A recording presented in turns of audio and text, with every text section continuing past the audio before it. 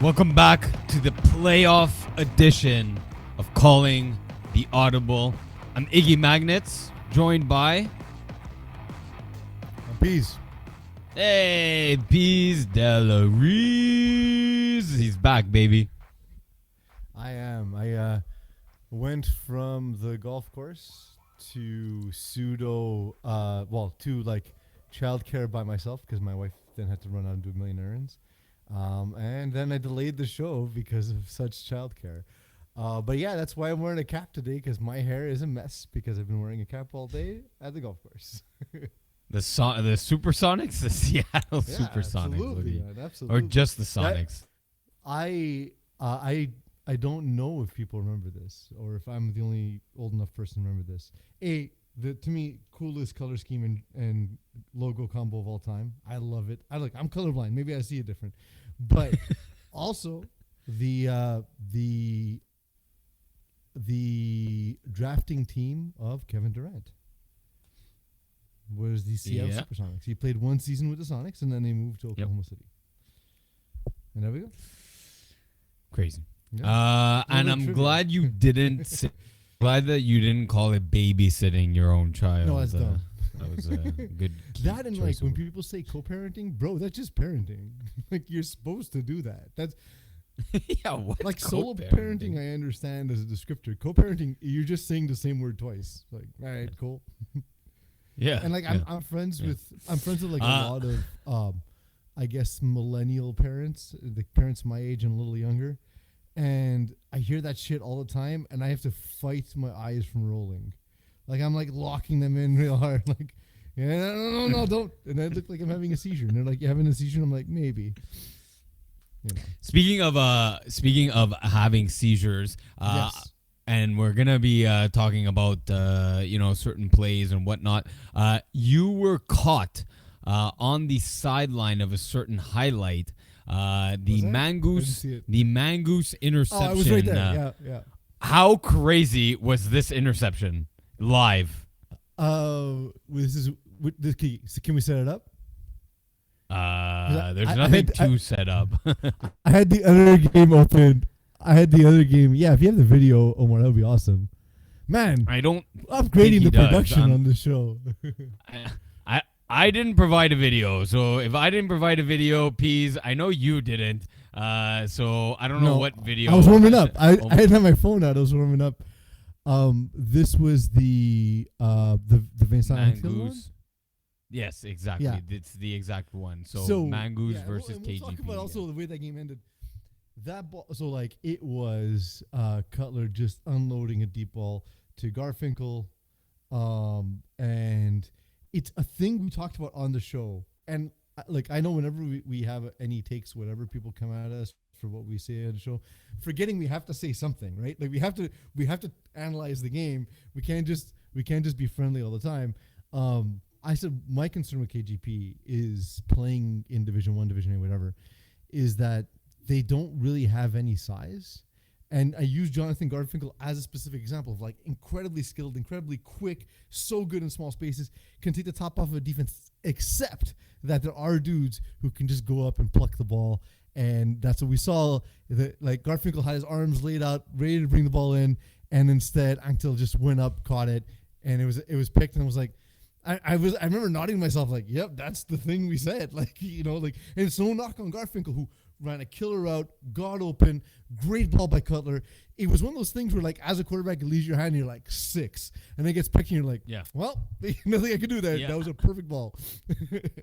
That was my exact thing. Seeing it live, I'm like, he got it, a great ball. This is a touchdown. And then I'm like, oh my God. Oh my God. It went complete 180 into a great interception by Vincent.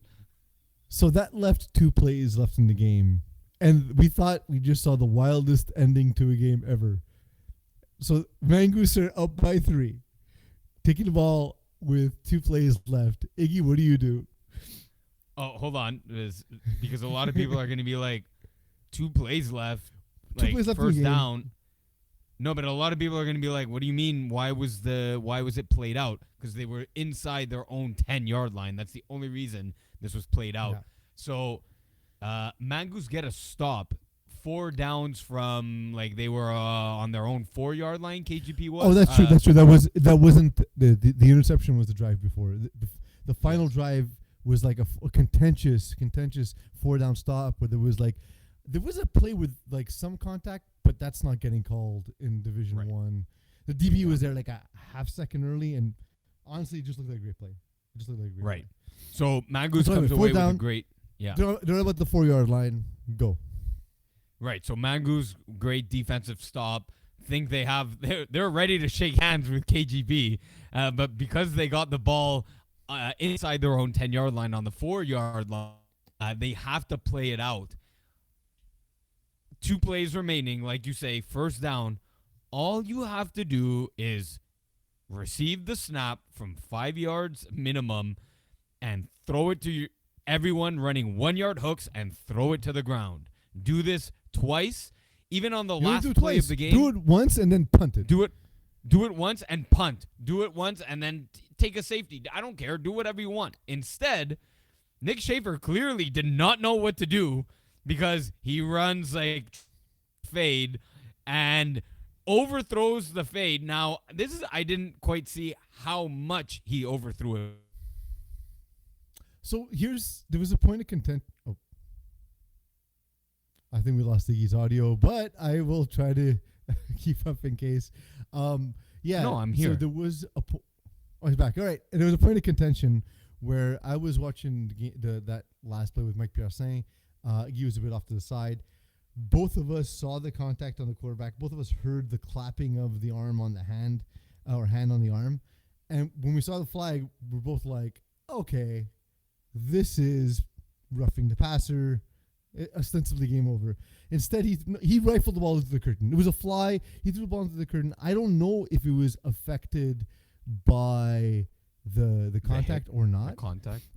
But either way, like Nick Schaefer, man, I know we all saw the commercials. Chicks dig the long ball. I get it. We all remember that slogan, but at the same time, that's not the moment. Like he throws such an incredible deep ball too, and it made no sense. It was a nonsensical decision. If you give the referees the opportunity to lose you the game, they always will, and they almost did in this game. Because it's like it was honestly. But why? I don't know. Why? I don't know if I would have called. Because especially throwing downfield, there was a receiver running a fly.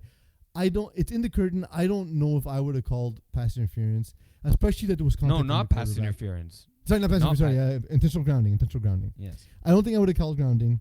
I don't think I would have. At most, I may have called the contact on the passer, although that's a tough call to make even in that spot. But whatever. The thing is, he took an intentional grounding while in the end zone, gives the ball back with 1 play left after giving up the safety. But then, of course, they got to stop because, once again, KGP, there's nobody really up there who can climb the ladder and bring in the Hail Mary against the much taller Mangoose team, right? So, number 1, back up from the mic. Number 2, Omar, bro, where you at? You gotta talk to me in my headsets. Yes. Oh, Yes. You gotta. You can somewhat interrupt. The audience is not listening. So 2 things I found strange. I'm like, okay. I mean, Phil Cutler can get the ball at Brassard from 10, like on your own 10-yard line. He can get the ball into the end zone. Maybe it's front of the goal line. But I'm like, maybe you want Will Sabag throwing this ball, and then secondly, I'm like, why don't you actually have Will Sabag on the field catching the ball? He's probably their best jump ball guy in that situation, and he wasn't on the field. So yeah, questionable decision there. But yeah, questionable decision by Mangoose too. Was it intentional grounding? I don't know, but just 1-yard hooks and throw it to the ground, and it's not intentional grounding. You're a quarterback, so you get this too. Like either way, sometimes you're haunted not by the result, but by the decision you make. That was a bad decision. Yes. It was just a bad decision. Because he just had to take the snap, throw it in front of his receiver's feet, punt, game over. Instead, he gave, it's a Hail Mary shot. It's probably not going to convert, but it's greater than 0%. It is Yeah. greater than 0% chance. You're still giving them a chance to come back. So you're saying there's a chance? Yes, it's exactly what I'm saying. So that's how we're starting the show right away. Look, there are some announcements to come before we really dive into Division A as we did. Look, spring season coming to a close. That means fall season is around the corner. Look for registrations to open up around August 1st. That means the new ratings will be coming out a day or two before that. So expect the ratings around July 29th, July. So a lot of people have been asking about new ratings. Expect August those 4th. end of July. Yeah. Yes, exactly. With the way we Registrations keep are the around. schedule, August 4th. As Manu had said a couple shows back, some exciting new fields, perhaps. Different fall cup may not be a thing, so there's just some things to look forward to in terms of the fall season. And playoffs obviously are here and started with a bang, but of course we will start the analysis with Division A like we did with But if KGP Fall and Cup's Mangrove. not a thing, what are people registering for? Fall season. Oh, okay. So the same. Yes. Gotcha. Except it wouldn't be 8-game regular season. It wouldn't be double elimination playoffs and so on and so forth. To be honest, and like I understand a lot of the reasons from being on the inside of FPF as to why we did the Fall Cup. I just, as a player, I just wanted another season. If I could play 52 weeks a year, I'd play 52 weeks a year. Like I just want to play. I want the format I like. I don't want to have to do calculus to figure out if I'm eliminated from the playoffs or not. Just give us a season. You know what I mean? So I'm happy about that. And like the whole thing of like your season stats don't add to the Fall Cup stats because there's 2 less games. That's dumb. We make so many arbitrary decisions in FPF. It's always driven me crazy. But yeah, so it's cool. It's a season. I'm happy about that. I'm happy that if it goes that way, I'm happy. Yeah. And I think I speak for a lot of players who always looked at the Fall Cup kind of like, all right, but it's almost a season. It's kind of season. Yeah, ish. but it's not, and then like what? No, it counts. God damn it! When it people counts. ask me, why is it Fall Cup? Why isn't it fall season? My answer is usually, fuck, I don't know. And so yeah, we won't have to give that answer anymore. So that's pretty great. There was another Division A game. Sorry, go ahead. I thought we were done with the banter. But before that, no, one last thing. Peas Delaries will be signing up a 5v5 team in the tournament, as there is a 5v5 tournament in August 17th, 18th. Spots are getting filled. So we'll get an exact number out there on social media, how many spots are left. But definitely teams have been signing up. There is a limited number of spots, 22 in total.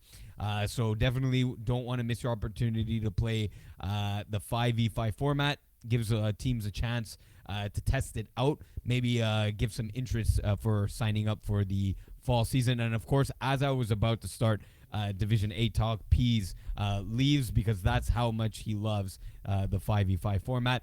Speaking of 5v5 format, as some of you may have seen, Iggy Magnets went airing the last I want to say the last 2 minutes of the game, but of course, last 2 minutes are with a pro clock in 5v5 ends up being like 10 minutes in real time. So the last 10 minutes or so of the Diamond Bougie Jamesons was aired live.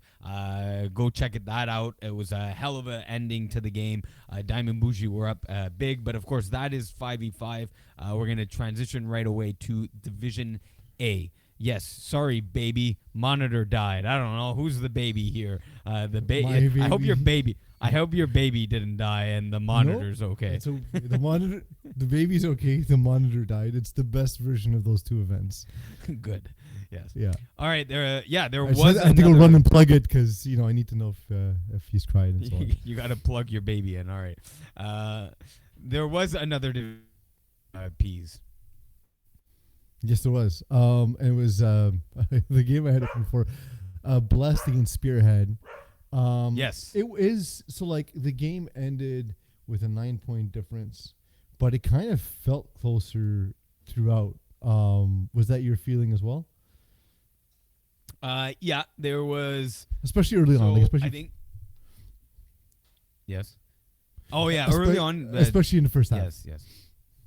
Yeah, it was definitely back and forth. You could tell Spearhead, especially on defense, were getting visibly frustrated with the way the classic Stephen Haraprasad playbook and just dinking and dunking, so to speak. I found there were a few key things, key moments in the game, and key factors in the game that led to a blessed victory. Spearhead defense was getting visibly frustrated, like I said, with Steve's particular style of play.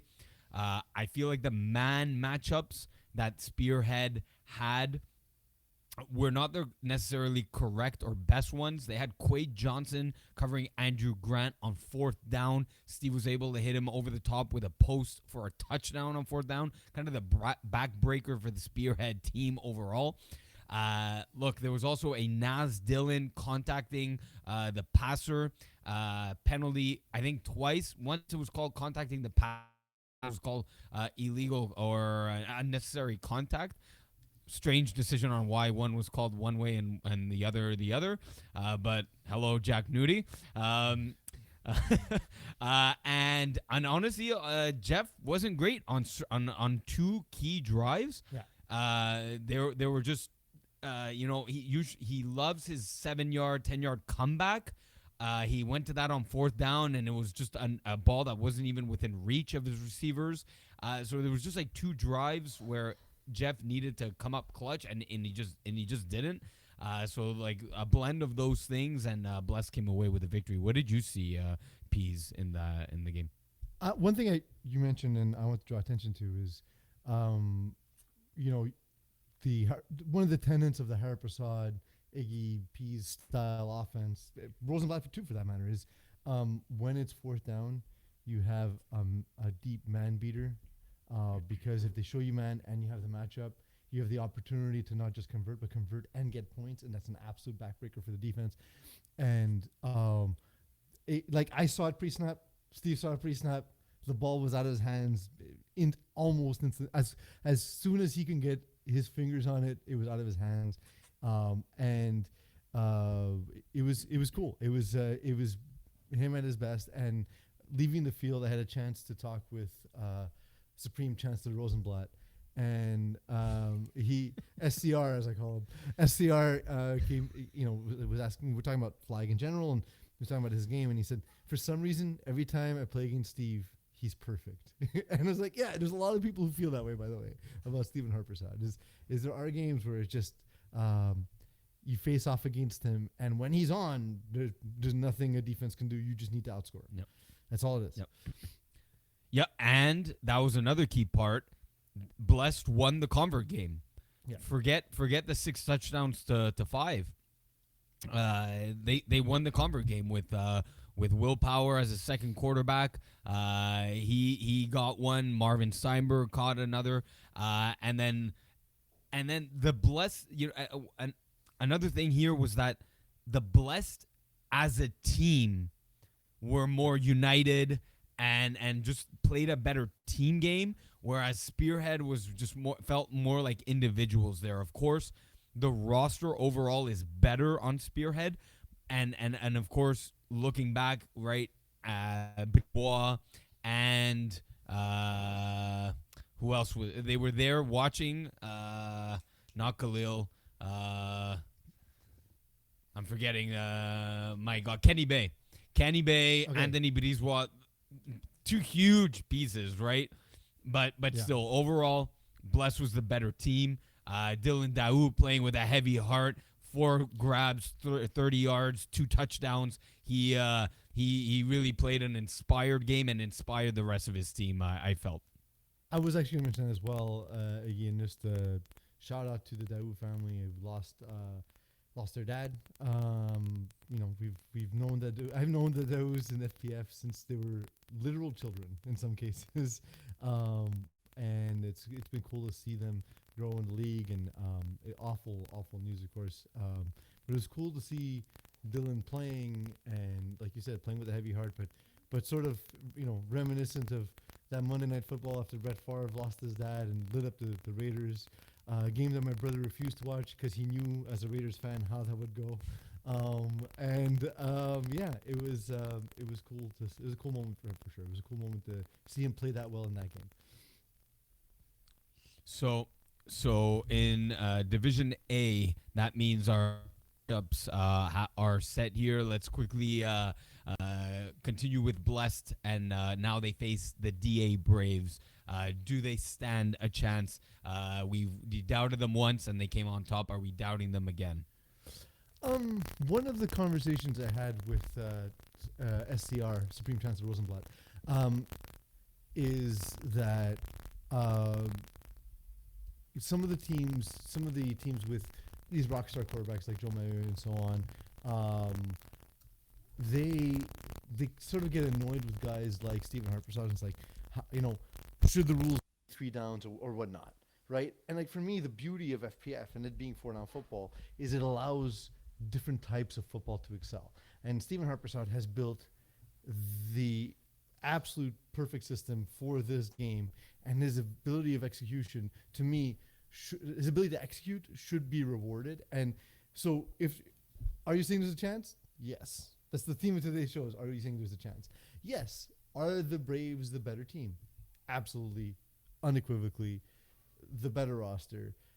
But it's going to be, I think, score for score, and it's going to come down to a big play. Often, when it's been those two teams, it's been the Braves making the big play. So we'll see. I think this might be the time, though, that we see Harpersad and Power and Kazaka and co just, elevate themselves above that bump. And I like, for this matchup specifically, the addition of Alexis Ferrand, I think, adds a dynamic for them, especially on defense. So I want to see this match shakes out. Yeah, for sure. It's gonna be a fun one for sure. It's like you said. It'll be score for score. It'll be who wins the Conver game, and then who makes that one mistake. And during the regular season, that's exactly how it was going. And Blessed and Steve threw one bad ball, and it got picked off.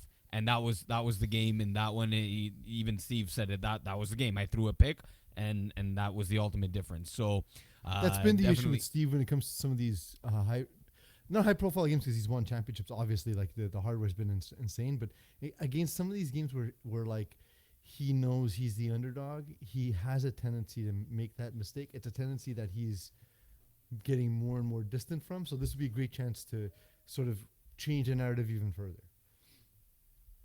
Yeah, exactly. And then we have Party Crashers in the second seed, got a bye. They now face that strong Mongoose defense. It was the IG clip that threw me off by Chris and the National Geographic, the mongoose. No, it is indeed the mangoose. Party Crashers. Have you ever seen a mongoose in real life, like in person? No, I have not. Have you? I have. They're all over Hawaii. The reason why is there was always been like a bat infestation in Hawaii, and so they brought mongoose in to kill the bats, basically to eradicate population.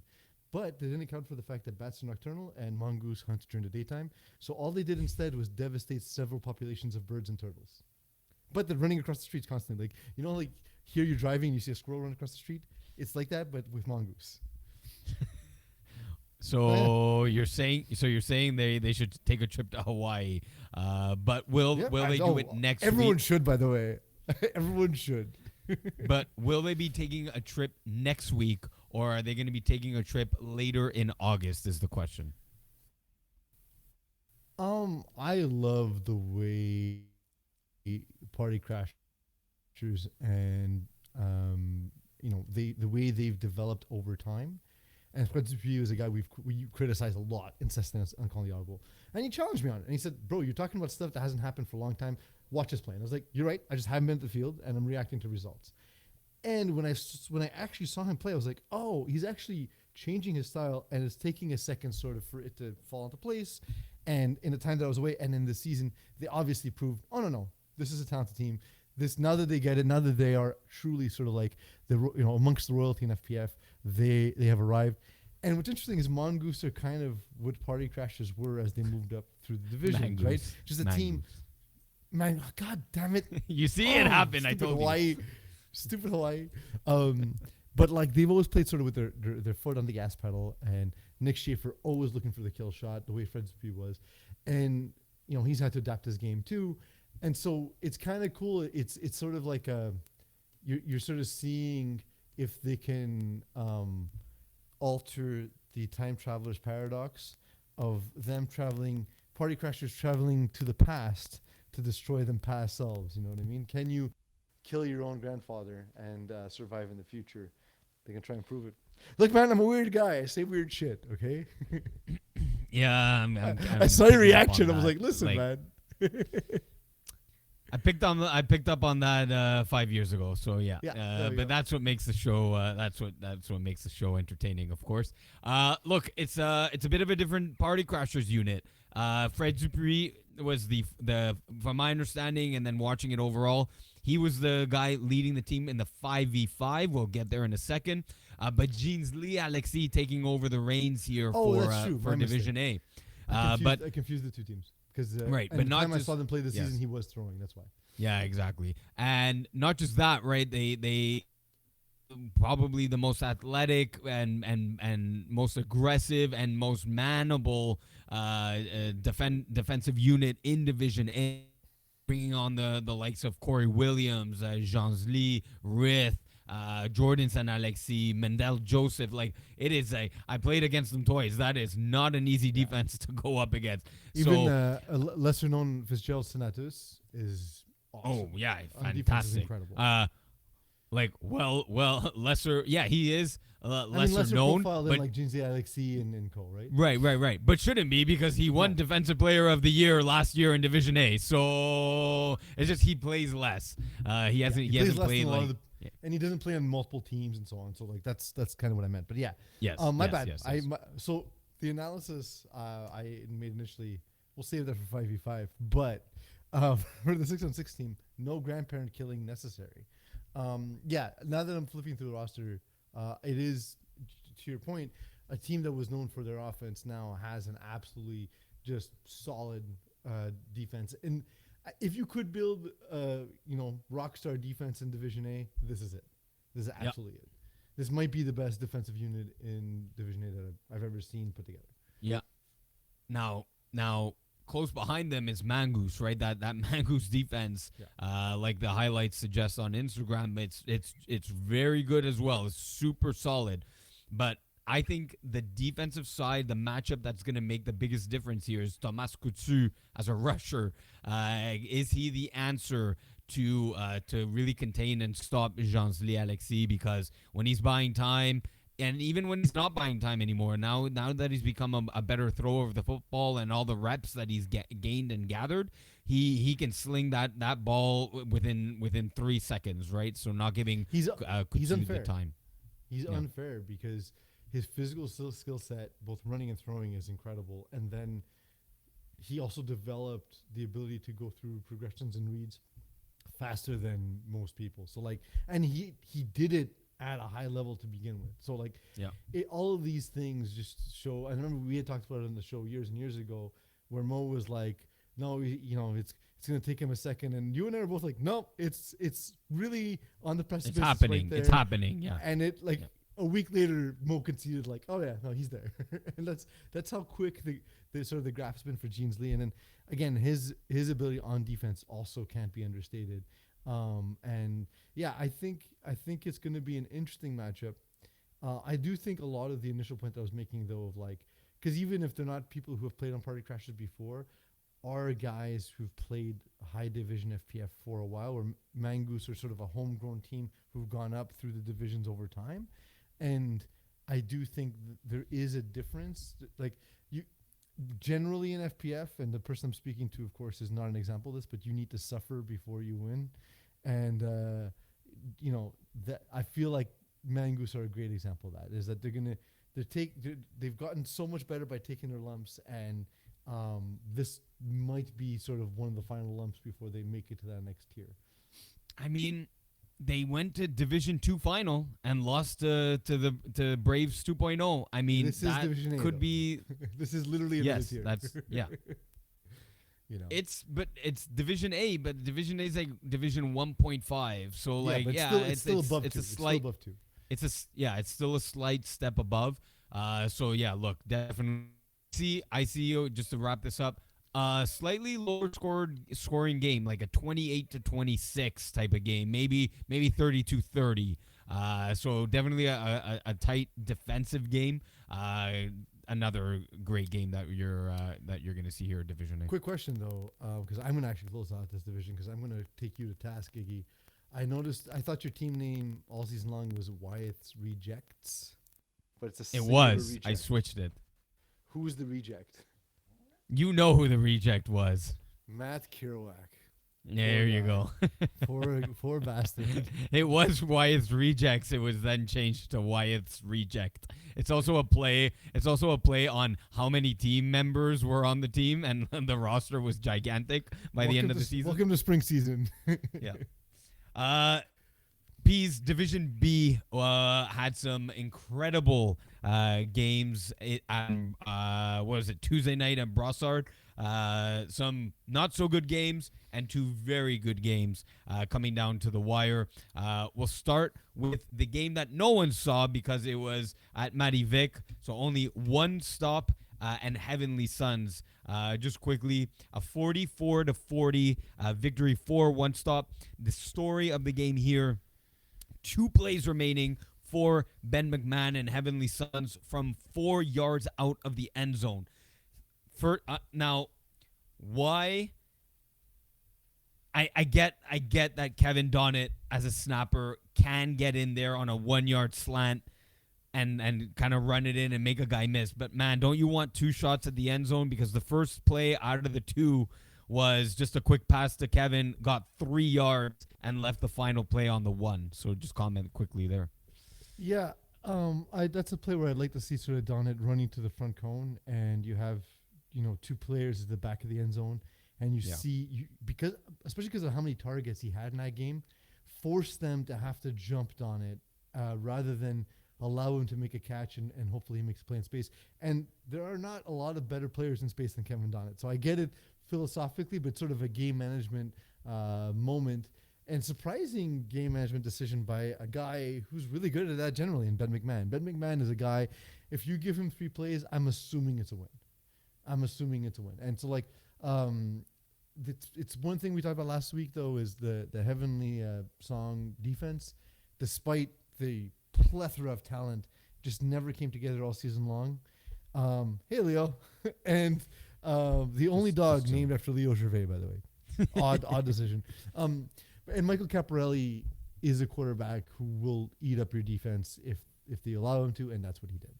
But cool that despite throwing 3 interceptions, Ben McMahon kept his team in the game, and that's Ben McMahon is like unkillable at times, and that's why it's almost shocking that they didn't punch it in, because if you would have told me that as a setup without me knowing the final score, I would have assumed, oh well, they come back, they win this 46-44. I just assume that that's the way the game ends. Yep. And then the final play of the game, from the slot, Anthony Drysdale, corner, come back to the cone, unable to make the grab, tough route, but just drops it for the loss for Heavenly Sons. Then just quickly, Kiss My In-Laws against Beer Belly. Strange game. Very strange game. You got the best of Kiss My In-Laws at the beginning, then the worst of Kiss My In-Laws in the middle, and then enough to just close it out at the end. But kind of a strange game. You had a quick comment? My dog just wants to spotlight. That's fine. What's up, Leo? I miss you, boy. I'm gonna hit you with Look at Me, Louie. Ignacio Luis Manzanero. Because after the game, I didn't catch your game, but you described it as a terrible 52-point performance, which is basically Yes. you bragging that you scored 52 points. No. It's a sure. Look at me, Louis. No. Today we spell Ignacio Louie. Look at me, Louis.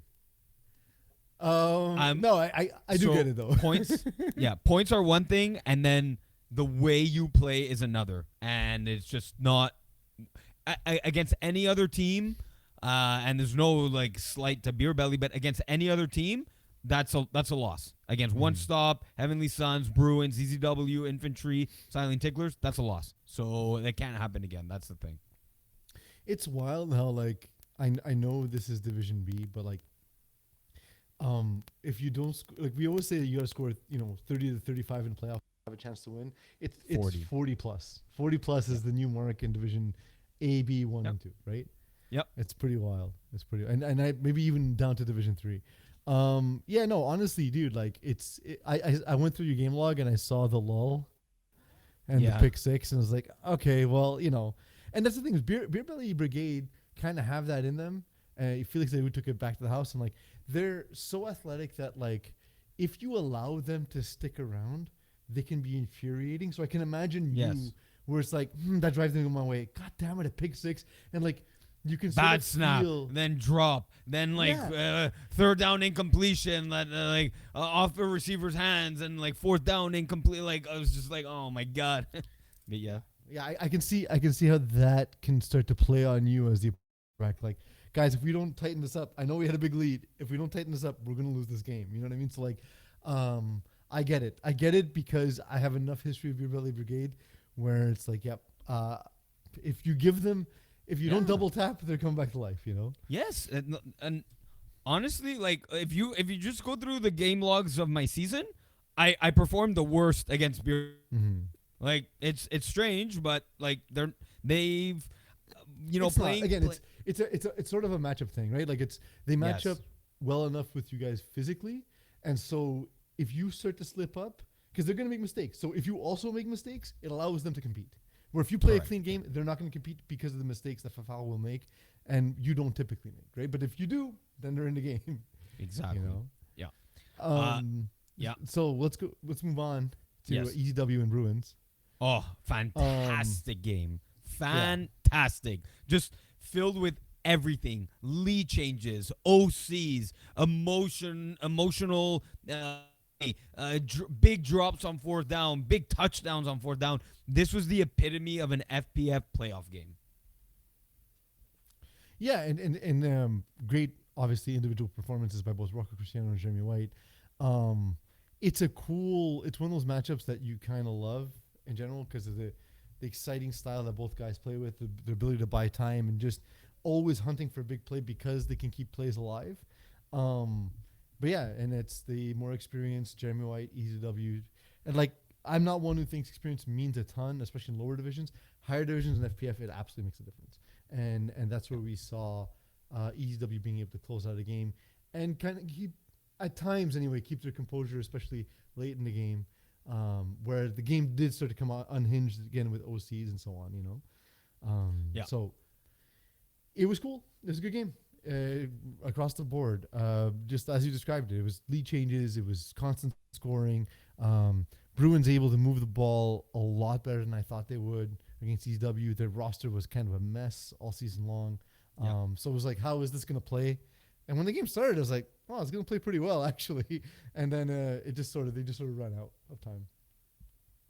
Yeah. Bruins had that scary roster. They did well, but again, it was week in, week out, kind of different players. But when they're a full lineup, that's a scary team. And maybe what limited this team a bit was Rocco Cristiano's injury, just a little bit. And look, just the tips off of Marvin Steiberg's hand led to a Jeremy White interceptions late. I was going to say, I didn't actually see the interception, so it was a tip ball. Yeah. That's frustrating. And you can actually see it on Instagram. I haven't, dude. I was playing golf and then with my kid. I haven't been on my phone all day except texting you about I was gonna be late. There you go. There was a flutter of action highlights. There's probably about 6 or 7 posts. Do check out the Instagram. Exactly. Peace. Yes, peas. But then just to finish this off, because if we're giving Mangu some heat about not, with the decisions, Jeremy White, after that interception, should have just taken a knee and then, or had the wherewithal of how much time was left, just take a knee after the interceptions, because a first down would have killed the game. He ran it back all the way to the 1, then backed up 6 or 7 yards, still within inside the 10-yard line, so unable to get a first down. He was guaranteed to give the Bruins the ball back. Now there was a bit of scenarios of how much, do you give them the ball back at the 1-yard line and give them a Hail Mary chance to win the game, or do you score on the final play and get the 2-point convert so that you're up 9 points, which was the final score, and then give them a shot from the 10-yard line and then from the onside to score again. So look, he got kind of lost. He got caught and lost in the moment with the excitement of the interception and kept running. And he even said, he's like, oh, they're trying to let me score. They're not tackling me. He's like, maybe I should back up. And it was, anyways, just funny lapse of moment there as he was too excited for the interception. I remember a game too where he threw a pick with 5 plays left, a pick 6 with 5 plays left, and had to take the field again and essentially just end the game, basically, where he had the game, threw a pick 6. It was unnecessarily close. This is pre-onside kick days, and he got the ball back and was able to it was maybe 6 or 7 plays left, threw a pick 6, got the ball back and had to actually milk the clock. Where you were right, you just had to do this before. You didn't. Yes. You cannot throw a pick there. Yep. And then the last game, not so great. Started off well, but infantry running down and beating up on the silent ticklers. Yeah, I didn't see this happening. I know there's been the injuries. I mentioned he did play in this one, though not himself. So I know that the silent ticklers roster hasn't been really itself complete. Yeah. And of course the defection of Nick DeMalo onto the infantry, of course, is extra stinging in that way. There's a lot of his the boys defection. Yeah, because he didn't he play with a lot of the guys from Silent Ticklers in the past? Or am I? No. No, all right, no, not bad. You're misremembering. Yeah, maybe I'm gonna look that up. I'll find a connection and I'll make myself right. But yeah, I will never admit that I'm wrong. But Nick DeMalo, crazy interception. Reading, look, Jordan Panetta's one of the hardest quarterbacks to intercept, especially on a 5-7 yard hook. Nick DeMalo, crazy read on the play, crazy interception early on. Really set the tone for the infantry in this game. Willpower. What else can you say? The dude has been. Look up his stats. Division B. The dude's just his completion percentage alone, insane. Let's go through this in his games. 88.5, 81.5, 94.4, 92%, and 84.6 in a playoff game. The lowest he's thrown for is 81.5%. What the hell is this? And then the TDs and 90s, 8-0, 5-2, 7-0, 7-1, 6-0. This is insane. I know this is going to enrage people, and I'm fine with that. I know he's not the best. I know he's not the best football player in FPF. Is he the best flag player in all positions that we've ever seen? So, this conversation, you know amazing. He doesn't look the part at all. I get it. I get it. Yeah. I'm not, and I know that if he played tackle, he would not be nearly as effective. As far as I know, actually, he never even played tackle, if I'm not mistaken. Yeah, but he might be genetically engineered to play this specific sport. Yes, you know what? It's a conversation that we brought up on the show. We've had off-air discussions as well, especially with the Braves. We were talking about best all-around two-way player that can play quarterback, can play receiver, can play DB. Yeah, three-way. Yes, three-way player. We're gonna have new awards. Three-way player of the year. He's wasted at this, but I've seen him rush the quarterback too, and he's also good at that. Yes, he can rush too. No one's going to use him as a rusher because he's such a good defender, especially deep ball defender. But he's extremely competent. If he was, for example, the rusher on Party Crashers, just because that defense is so stacked, they don't need him. But like if he was Right. the rusher, he would be an incredible rusher for Party Crashers. You know what I mean? Frank, you're gonna get a message from Frank Ugg in your DMs. What the hell? Why are you cutting me from this team? And I know I've played with Frank. Frank is also one of these guys who's so underrated for his ability. It's not. Yeah. I'm just saying that like if he No, I was know. on that team, Yes, I just know. because nobody's seen him rush, I'm just trying to pick a team that he wouldn't have Yes, to play yes, yes. defense on and would actually get the Yes. opportunity to rush. He would be amazing. Yes, 'Cause yes, he's yes. good. He's So a great player. yes, so in those conversations, like Jordan Panetta's name came up, Will Trazier's name came up, Rocco Cristiano's name up, came up, and Will's never did actually, and he absolutely is in that conversation of like best 3-way player out there because I now understand. So, he's like, killing it. One of the things I hear is that he's not like as fast as a lot of the guys you described. But the thing is, speed makes doesn't up for matter it. that Yeah. much in FPF. It's not that big a field. So look, speed's an amazing luxury, right?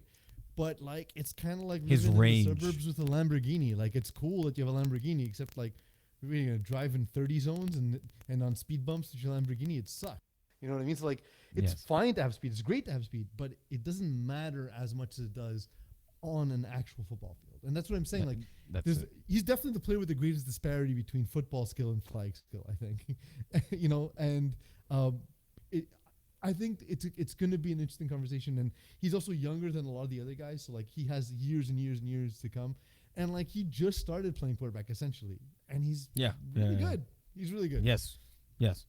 So so he's found a great connection with Marc-André Lapointe. I think Marc-André Lapointe, if we just look it up quickly, I think he went like 40 for 40 with his games with Will at quarterback. We don't see the targets, but I'm sure this was 10 of 10, 9 of 9, 10 of 10, and 9 of 9. So like he's found an insane connection with Marc-Antoine Lapointe, and then he's bettered his dip move and really gets away from defenders. A lot of defenders underestimate his speed, given his size and his It's abilities, his but strides. he's His good. strides are so long, Yes. and his ability Yeah. to track the ball in the air is amongst the best in FPF, if not the best in FPF.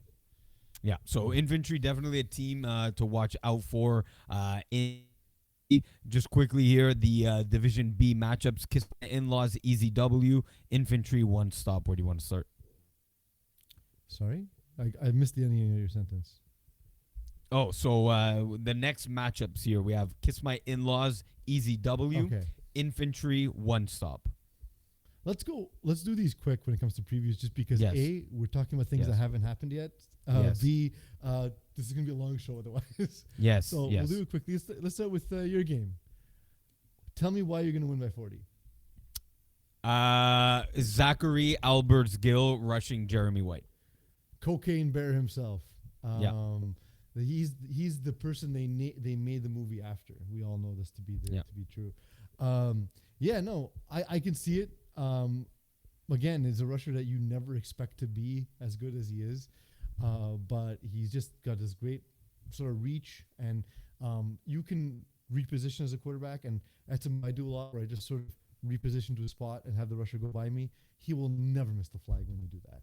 And Jeremy White does have that tendency to hold on to the ball a little long. Roll out, yeah. So I can see it. I'm excited because I do expect this to be a high scoring game. Yeah. And it's going to be, I think it's a game that comes down to converts. And Iggy, like that's one thing we've talked about in our own private conversations recently, is like your ability to convert on converts has become nearly automatic. So like that, if that becomes the game, I think that's going to. I wouldn't say automatic. I think that because you go for two so much that your success rate's Yes. high enough that it's as if you don't miss converts, basically. Right, yes. And in that sense, Easy W is a team that has started going for two more, and they've had, whereas, some teams, and Easy W is one of the teams where they still go for one against other teams, but against my team, they now know they have to go for two, so they started practicing and running more 2-point converts. So Yeah. they're better at them now than, let's say, in the winter season. So definitely going to be high scoring. The last game between these two teams suggested that exactly. It was like 58-52 final score. So definitely fireworks in this one. And then Infantry, one stop. Can anyone stop Will Power? Could it be Cossette, Janai Lewis, Ryan McNally, AJ Zabatelli, the big four on defense there for one stop. That's a good defense. Ryan McNally is a nasty DB. Anybody who knows sort of the college university circuit knows. That's not a secret. Just an absolute shutdown defender. If there is a defense, this would be the one. And I do think that conversely, what I think this will come down to is I think Michael Caparelli can execute at the level of willpower. And I do think that one-stop's defense is a touch stronger than infantry's at this point. Because Janai Lewis, Ryan McNally, those dudes can play. I lost Iggy. Is he on the floor? He's on the floor. Okay. Well, I've made my point. But I mean, look, infantry are immensely talented as well. So, see it going either way. But I think, again, Caprelli's ability to execute combined with that star-studded defense to me makes it so that I might even consider them to be a slight favorite. Stop stalling. Is Iggy back? Iggy's not back. So we'll move on. Division C. Let's go into Division C. As Omar works incredibly hard to keep us afloat here. Blue Dry beating Air Laval 24-20. Bit of an upset there. Air Laval, to me, were one of the more exciting teams this season. Blue Dry, with a great game by Philippe Beaujean, was just out of this world. Yvan Desjardins, of course, to be the guy that we thought could have the impact, scores a touchdown this game, has an impact on defense as well. And it was, in the end, it was just Philippe Charpentier's inability to make the best of opportunities in this game. It was close in the first half, close in the second half, but it was just Blue Dry got off to a slightly better start, and Air Laval can never really catch up, and that's how that game played out. Yeah. I mean, a battle. Hey, we're back. Yes. I mean, a battle of coward impression. Yes, it was. Look, unfortunately, a battle of two backup quarterbacks in this one, and Philippe Bourgogne maybe has, I wouldn't say has played more flag than Philippe Charpentier. That's not necessarily true, but just executed a tad better on one extra drive. Maybe has the better flag weapons around him with guys like Yvan Desjardins, Guillaume Dufresne, Sam Sicard. The Blue Dry as a team, as a unit, have played longer together, so able to pull out the impressive victory. Like, playoff games are stressful for quarterbacks, so imagine a backup quarterback, right? So definitely good job on them. Yeah, good job on them. And now their prize is, yes. I was just saying it would have been cool to see Emile Telfair after the season he had to be able to continue in the playoffs, and it just likes to see him go home so early. Yeah, exactly. No, I was just gonna say. No, I forgot what I was gonna say. So Trinity. Well, more importantly, though, yes. Are you a Labatt Blue, a Labatt 50, or a Labatt Blue Dry guy? You got to go 50, and given those choices. I like 50 as a crowd pleaser, but I'm a straight up Labatt Blue guy myself. But when I have to get for a party, it's 50. The cement is strong with all three options. Yeah, it tastes like concrete. Yeah. They do actually. delicious concrete. Yeah.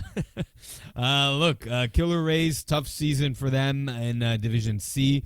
Falls short. Hell of an ending to that season, right? Like they were winless.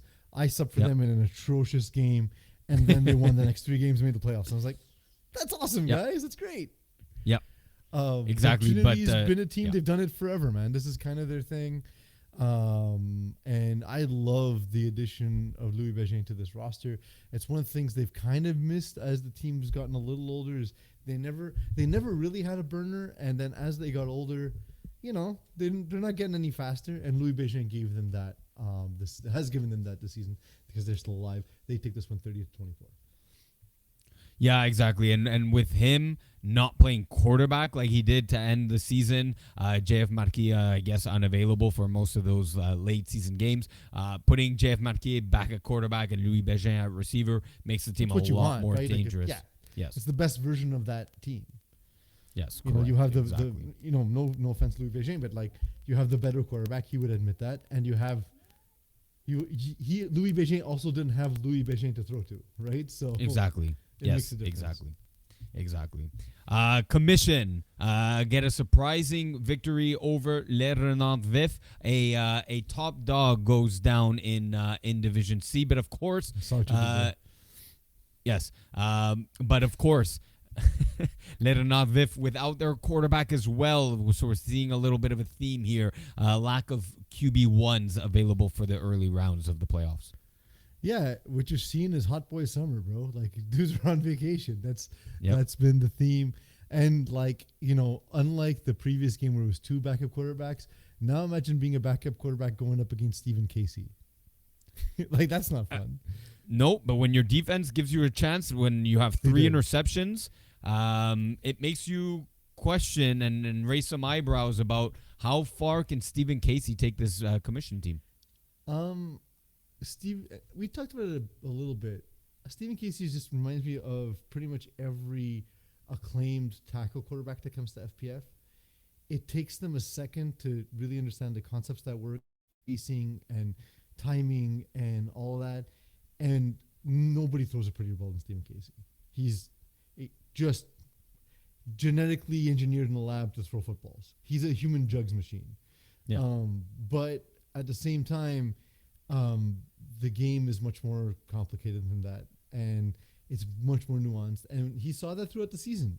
And if this is going to be his worst playoff game, the commission are going to be strong. If this is the kind of playoff game, this will be their one win. So I've been waiting to see sort of that Stephen Casey breakout, which hasn't entirely happened. It's so close. It's like right there, and it's just a matter of getting the reps. If he's going to be the long-term quarterback for the franchise with the most amount of the widest rotating door at quarterback in FPF history in the commission, they're going to be great. They're going to be great moving forward. It just it's going to take a second. It's going to take a second for it all to work. Yeah. Are they like the Cleveland Browns of the NFL? Dude, when I started playing FPF, Jonathan Williams was the quarterback. Referee Jonathan Williams. Yeah.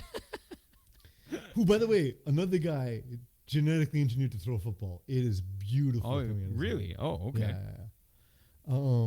Yeah. It's just Brent Botkin builds a team, and he's like a lot of his guys sort of aged out. He wanted to keep playing, and so he's just constantly building a team through free agency. I keep trying to get him to throw in Div 6, to get started on that path, but he likes this sort of arrangement, trying to always get the new guy to come, and it makes it fun. It makes them fun to watch because you never know what you're getting season in, season out. So it does make them always an intriguing team, and they're solid across the board, right? So like guys like Corey Williams, Alexandre Blais, who's become a really nice FPF player, Matt Peacock as well. Obviously, he's a guy who's always on the commission. It's a good team. It's a fun team. I just hope, again, this has to be the one bad game for Stephen Casey, because where he threw 3 interceptions, at least Glenn Vif were like, I'll raise you one. How about 4 interceptions, bro? Exactly. It was 33-26 and it shouldn't have been that close. Yep. And then lastly, pacemakers and done, season over. Jason Rossi cannot climb the Division C hill, just the wild card round only. Never overtime are good, man. They're Brian Kroof has improved over time, and he has sort of just a really good group around him, and they're a team that seems to work well together. Kareem Maji giving Jason Rossi a bit of a hard time at rush in this game, and we saw that Jason Rossi he might not score every drive, but he never has trouble moving the ball. And there were blocks of time where it felt as though they were just not moving the ball. And we start to see sort of like, a little bit of age on the pacemakers roster. That's what it came down to me. It's just a really young team that works well together and a team that kind of looks stuck in the mud with pacemakers. Yeah, exactly. Any games in the divisional round of the playoffs that stick out to you here in Division C? One of them for me, fins up versus backfield penetration. Well, okay. This could have been. I guess you can ask a question and then answer it and then take my answer, so I don't have an answer. So there you go. I mean, this is a finals preview in the divisional round here. I mean, we spoke about willpower in Division B, but the athletes that backfield penetration has with Alessandro Barazzoni at QB could be just the thing that stops willpower and fins up. It's interesting. Like, these are teams and rosters that are very familiar with each other, starting from when the dudes from, at the time, Unknown Talent started in, I think, Division 6 or 5 or whatever it was. And these are a lot of the Hot Sauce Sports guys, right? Like, it's that team that went up against that team back in Division 6, now with Will at quarterback, and playing in a much higher division, obviously. So the history makes it specifically interesting because there's no secrets. Both teams know exactly what the other team is doing. Right. And so for that reason, I can absolutely see what you're saying, is that, like, this could be the game that ends fins up, because with that familiarity, it makes it difficult. But at the same time, I feel that's also the case for fins up, where they're equally as familiar. You know what I mean? So it's like, I think it'll be a closer game than sort of people who are less intimate with the teams that you and I are. Like, people that don't know these teams the way that you and I know them might not think this game would be close, because of the way fins up has been playing all season long. But I agree with you. I think this is one of the more compelling matchups. Some of the other ones, I find this is actually one of the better brackets this week in terms of the matchups that are available to us. I like the Win Diesel Trinity game. Win Diesel is one of these teams that got really good really quick. Are they missing the struggles that Trinity has?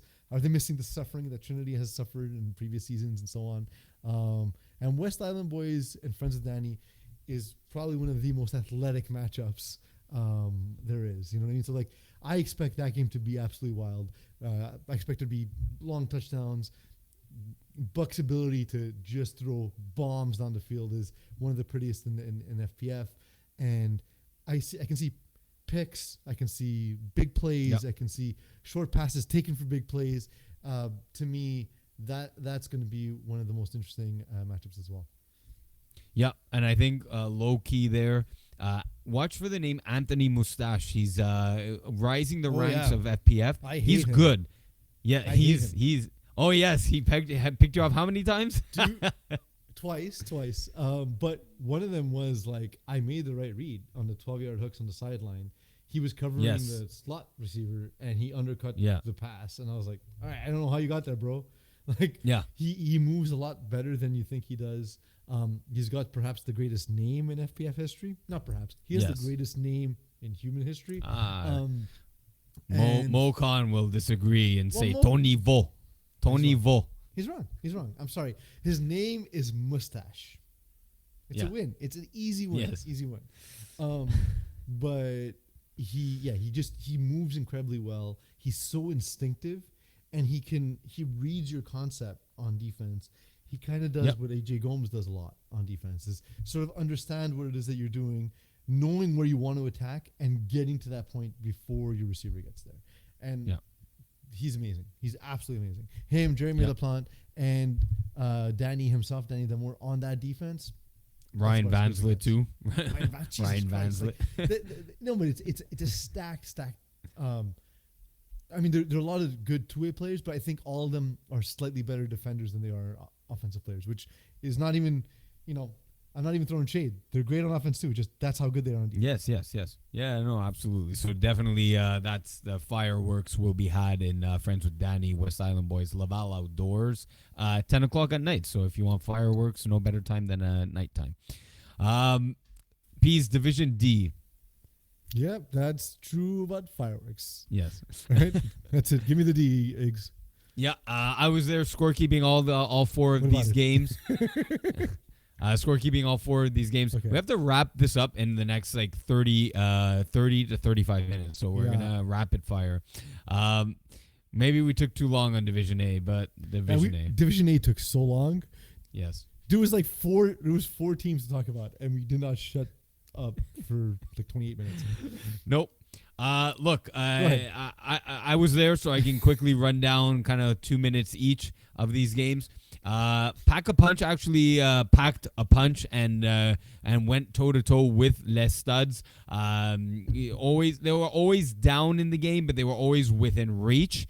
They started off with a bang with a 40-yard touchdown, really putting some pressure on Les Studs, but cool and composed. Les Studs were able to really, get a lead and never fall behind that lead. Confident on their offensive side, confident on their defensive side, getting some timely interceptions on 3rd and 4th down, really limiting what Pack a Punch could do. So good victory for Les Studs. Brewers, no punt intended. So that's the one I want to draw attention to. That's the one I want to draw attention to, because Brewers have been in this league and have struggled for so long. And it's a team where it was just like, man, I want something positive to happen for them.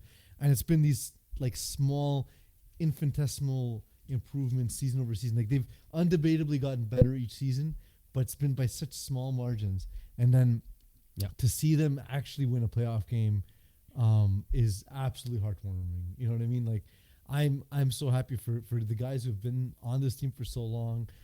Guys like Chris Morin, Jeffrey Lefebvre, that's always been sort of the heart of this team. So to see them, win a playoff game, have a successful season, like even if they win no other games, it's a successful season. From what they were to what they are now, this is amazing.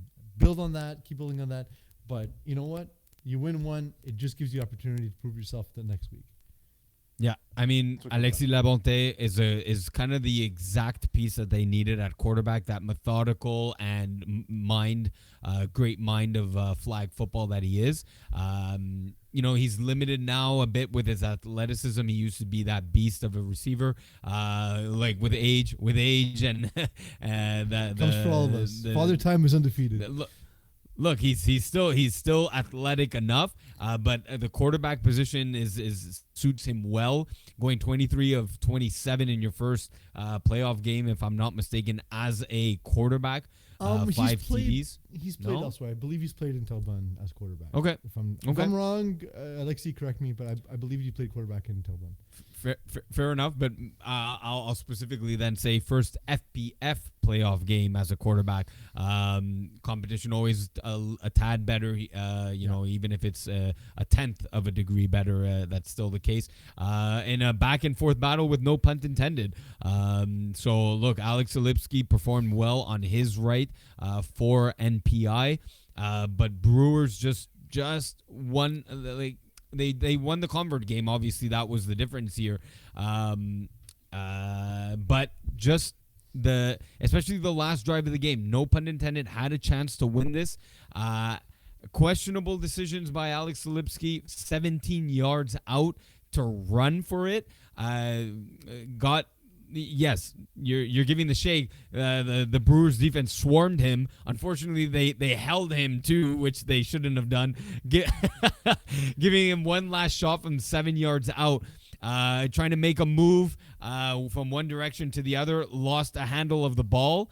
Didn't even give his receivers a chance. The game ended essentially with a sort of a bad snap. He caught it, made one step to the right, and lost control of the ball. So disappointing end of the season for NPI. It is and it isn't. I do think that part of the narrative with Alex Solipsky is He's capable of incredible games and incredibly terrible performances. So it's kind of, in a way, take no solace in this because the final result is the thing that matters.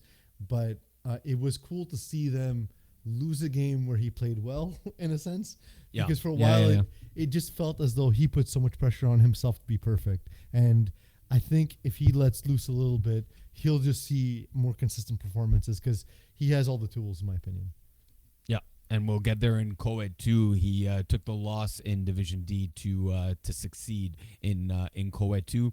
V-Town Hail Marty's. V-Town lost their cool in this one. We're in it. Yes, maybe some questionable calls from the referees. Those are gonna happen. They're part of the game, and they, like the quotes from them is, "Oh, it's every season."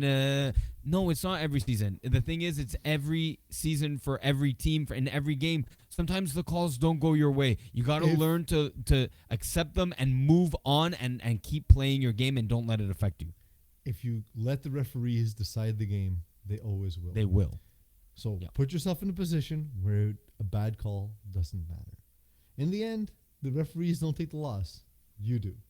And it's frustrating. I've been on the opposite end of that too. Like I've been tossed for 10 plays for something I felt questionable. I was like, well, you're taking the quarterback out for 10 plays. I guess the game's over. You know what I mean? So like, I understand that. I understand the frustration. But in the end, blaming the referees doesn't make you better. Playing better makes you better. Yes, that's all it is. I'm not surprised by the result. Hill Marty's is a team that got better. On top of that, Marty Friedman is one of the more experienced FPF players. So he kind of knew, hey, it's a long season. These are long games. I got to keep my composure, not just in the specific game, but also all season long. And we saw just marked improvement from about the midway point of the season on. And yeah, this shouldn't be a surprising result. Yeah, and then it was just big plays from Anthony Mustache again. Once again, he's getting his name. He's getting his mustache all over the show. The greatest name in the history of FPF. There you go. His mustache is all over the show. Marty, Anthony Mustache, and of course, who better than Tony Curry to get a team off kilter and off their emotional edge. That's the thing. That's the other thing I was going to mention is like, I've played against Tony, who off the field, I love like a brother. The dude is a great dude. On the field, infuriating. He can infuriate the calmest of us. You know what I mean? Yes. But you kind of have to know that, and what you need to do is let him spin out of control and get the OCs, and not retaliate and take the OCs, because he's trying to get you to lose your mind. Yes. Yeah. And he's as gifted as he is at football, which is he might be more gifted at driving people crazy. I agree wholeheartedly. And here's where it's like best teammate, worst opponent. Like that's Tony Curry in a nutshell. There's some Vinny Galano in him for sure. Yeah, for sure.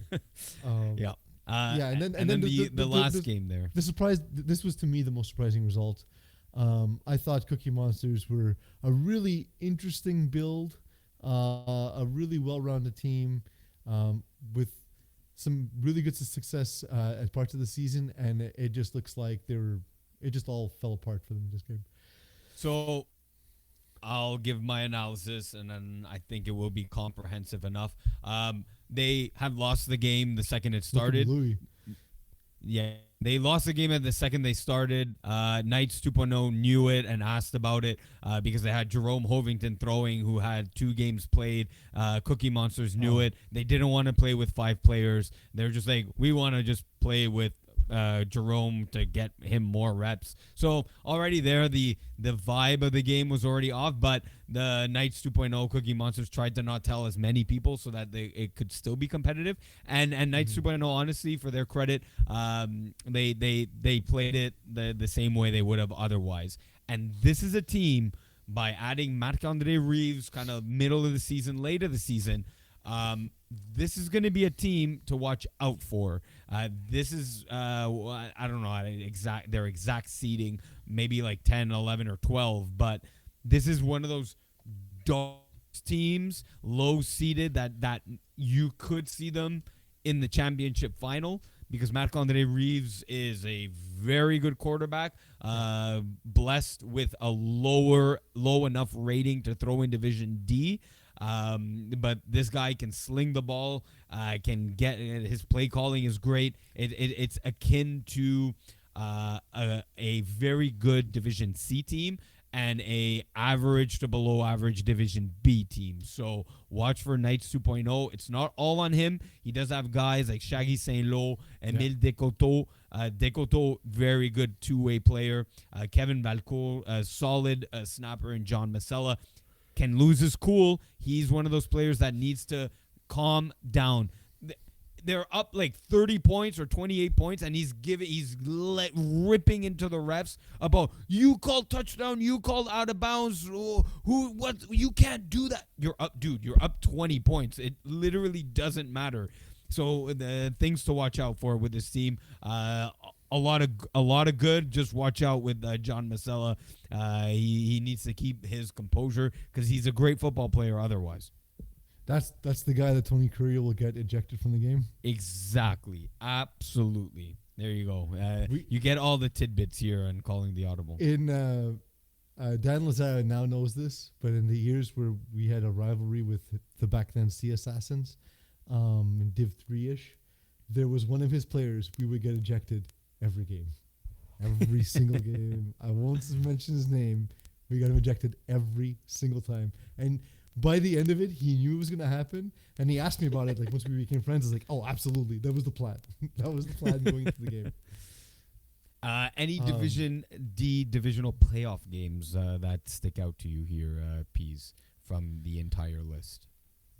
Well, as I look through here, I do like the Love Me Sexy Hail Marty's game because it's a combination. Love Me Sexy, of course, with their extreme athleticism, and Hail Marty's sort of ascending and have the high of winning. Sort of like it's sort of like, you know, do buys actually help if, you know, provided you're not recovering from injuries and whatnot. Like, does the buy actually help you, or do you get energized by winning one of these early round playoff games? Hail Marty's might be a good example of that. I think Eager Bromers Brewers will be a little interesting. But to be honest, the two that caught my attention are Ambush versus Old Pats. Because I think that'll be a lower scoring game, and I think that because of that, it's going to come down to like decision making, clock management, converts, all the nerdy stuff that you and I like about the quarterback position. And it's two teams that don't do that particularly well. So I kind of want to see. It's like, and I don't mean this pejoratively, but it's like when you see a car wreck, you can't help but look. That's kind of the feel of this game. It's going to be like the ugliness will be beautiful in the sense it's going to feel like a playoff game. And Les Studs Melons for the opposite reason is the absolute just pedal to the wall at all times for both teams. Manny Bazogias and seeing if he could take the next step at quarterback, and the storylines therein for Melons, and of course Les Studs similarly, where they came off this really energizing game. Can this all come together for them as well?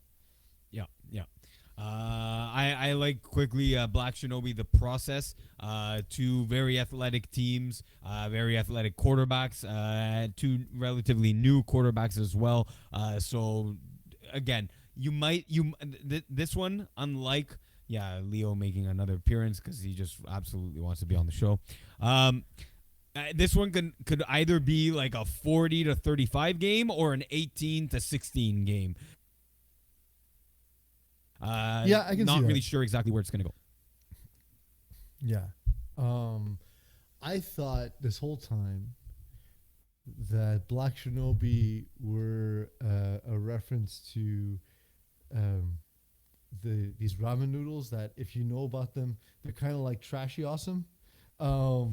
But no, it's like an anime thing. And now I'm too far from my noodles to know which brand it is I'm thinking of. But there's a black one and a red one, and the black one's better. But it's like you got to kind of know that they're the best like trash noodles out there. So that's my analysis. Love it. Division E. Division E.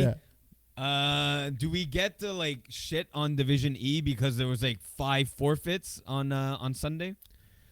that's it's so frustrating. It's so like, let alone that there are fines for forfeiting games, right? Don't you want to play? Like, the playoffs are free football. Like, I'm It's sorry, it can't be 5 teams full of people that are working and on vacation. Like, Well, it's the construction holidays, and that was a lot of the reasoning behind it. But you knew this in advance. That's the only thing. You knew so this in if you advance. know, So. especially that's the reason. Especially that's the reason. Um, wouldn't you get other people qualified for playoffs then, and so that way you could field the team? It's really bothersome to me. I hate seeing forfeits. And where I'm gonna push back is, this is where I think these teams are absolute. I just swear on this show. Slap an E, Omar, slap an E on the podcast. They're full of shit, because the 4 teams. Thank you, bud. The four teams that forfeited 5. were all underdogs. Or 4 of the 5. 5 were underdogs. Or were all 5, or were all of them? No, yeah, all of them underdogs. Yes. Ow. Yep. So why is it that none of the favored teams had players that were missing due to construction holidays? Get out of here. That's a garbage excuse. No, two teams that were a home team that forfeited. Oh, were they? Locked So I and misread Loaded it. and Warriors. Yeah. Fine. All right. 2 out of 5 is that's a better ratio. Fine. Okay. Fine. You're less full of shit. You're less full of shit. Yep. I don't know, man.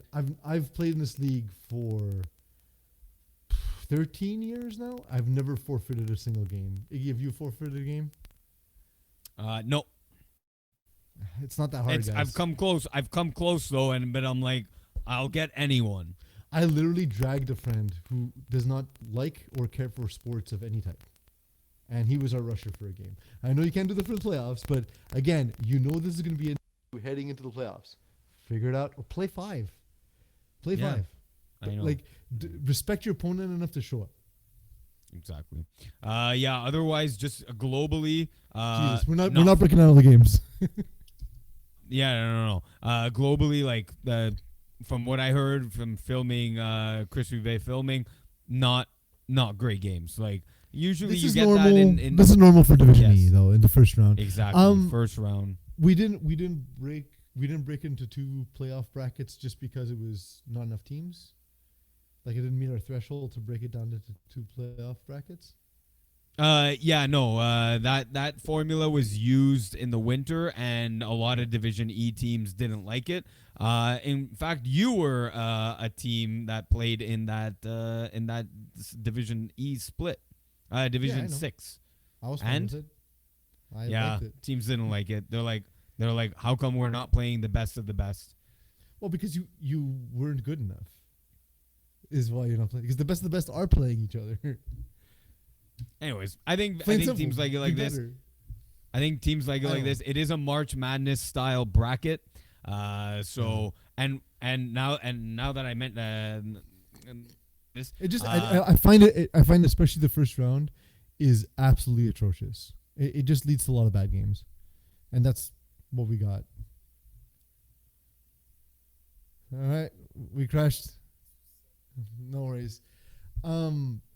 Just looking at some of these scores, Ayers beating Queens in a game that wasn't close. Freshman Excel taking it to Longhorns. Pizzicato Jr. destroying head tops only. We of course talked about a lot of these forfeits. It just seems to me like having this giant playoff bracket just seems like you're going to reward one team out of essentially 40 to win in the playoffs. I don't like it. I don't think it's a great format. It's kind of exciting in terms of it being sort of that March Madness sort of vibe, but similarly, March Madness there's a lot less underdogs who win in that tournament as well. Oh, okay. I'm back on. I was saying, yes, I don't know yes. how this is going to be cut up or edited, but Omar's a genius, so he'll figure it out. But I was saying that, like, much like March Madness, there's a lot less underdogs winning than we think, and especially in the first round, like, it just ends with a lot of blowouts. It ends with a lot. I don't know. I don't like the format for that reason. I find it's just a less compelling playoff bracket when you have such great disparity between the best teams and worst teams. Yeah, that's you'll get that at the beginning, but then by the end of it, you'll get the best of the But that's best. true of both. That's true of both scenarios. I just find that, like, especially that division D, like E2 or 6D, I find that that second bracket is interesting right off the bat. You just have a lot of great matchups off the bat, and you don't have that at all in Division E. But yeah, we're not breaking down all these games. So say something. No, I'll just say that the divisional playoffs are actually happening right now, and we do have our first score updated. Freshman XL moving on to the quarterfinals, getting a 21-20 victory over Ayers. So locked and loaded are the divisional playoffs going down right now. Laval Outdoors.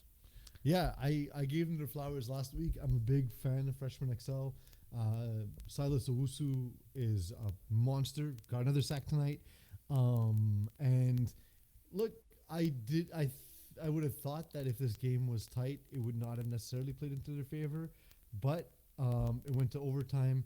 They win it 3-2. Oh wow, nice. So pretty cool result in hand there. You know what I mean? So it's they keep pushing on. Incredible season, and a tighter game than any of us expected between Freshman XL and Ayers. Yeah. Ayers a good team overall. I saw them a couple times. I liked what I saw, especially late. Very interesting end to this game. Ayers score a touchdown to tie it. Are unsuccessful on the 1-point convert. Kyle Fulkerson completed a 39-yard pass to Sam Anastopoulos. He was stopped 1 yard short of the end zone on a Hail Mary attempt. Then Ayers score one. Freshman XL are unsuccessful on both their attempts. I don't know why they got 3 in a row. That's wrong. Ayers were unsuccessful, and Freshman XL tied it on the last attempt. Ayers went for 1. Freshman XL went for 2 for the win and got it. So drama to the fullest extent here in the Division E divisional round, opening up with a bang. The 7:00 games. Hopefully, the rest of the games are just as exciting. Yeah, it's pretty cool. Kyle Fulkerson, he played some quarterback this season, but largely Von Vanslet was the quarterback. IR, IR. But okay, he's an IR. Okay, but I mean, to be fair, Kyle's been great too. So yes, but he's throwing in Division D with S&P. Oh, that's true. Yeah, absolutely. So honestly, I don't think it made that much of a difference. But kudos to him to not be the quarterback of this team all season long, kind of be thrust into this position and win in overtime, where it's the hardest thing to execute as converts. And they go ahead and they win that game, which is pretty cool. I'm really happy for them. I like their team a lot. Every year I have one of these low division teams I kind of champion, and Freshman XL, I'm hoping to be able to call their game at the finals this year. So Go XL or go home, as their Instagram page. Yeah, they have a cool dude. They have full length articles on their. I know. It's awesome. ChatGPT, but yeah. For sure. Doesn't matter. But yeah, it's definitely a team to root for. Freshman XL. We're gonna jump into the co-ed world, Mr. Delarize. We'll start with co-ed 3 and how that played out last week or this week in the divisions. Yep, absolutely. So we had Chef Bonzit getting a big victory over Gold Just to be Diggers. clear, Yes. it's play-in like it is in co-ed too, right? Yes. Is the play-in yeah, round? it's the exact same. It's the exact same. Yeah. Yeah, I just want to clarify for myself as well as anybody following. Right. So Chef Banzit take it to Gold Diggers. Yeah. That was to be expected somewhat. Guillaume Girard was solid, not incredible, but didn't have to be. Alex Adamides threw 3 interceptions. two which to Olivier Bougie, one to Sebastien Simon, who is an absolute monster defender. And that's kind of the tail of the tape in this game, is just the inability for Gold Diggers to have an efficient offense.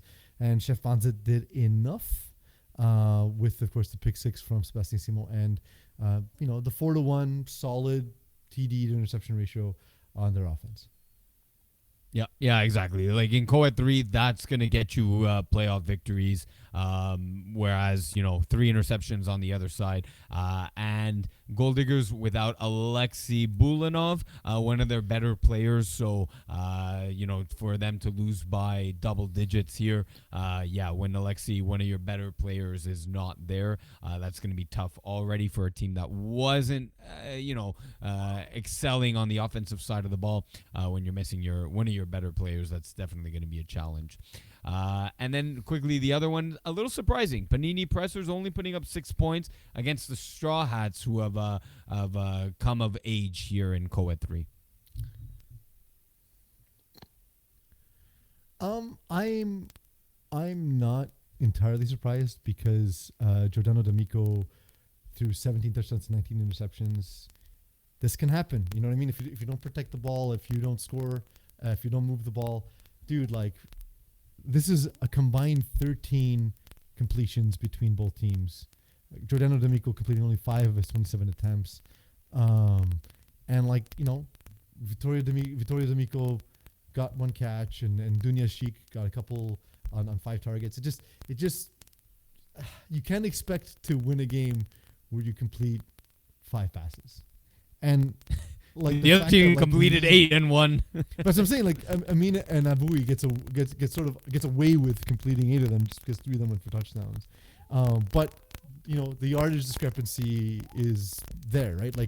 In the case of Amin and Abui, he completed almost, not triple, but over double the passing yardage.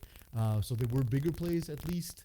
If you're going to be inefficient and score, I guess is the way to do it. I don't think either are built for success because you need to be able to move the ball.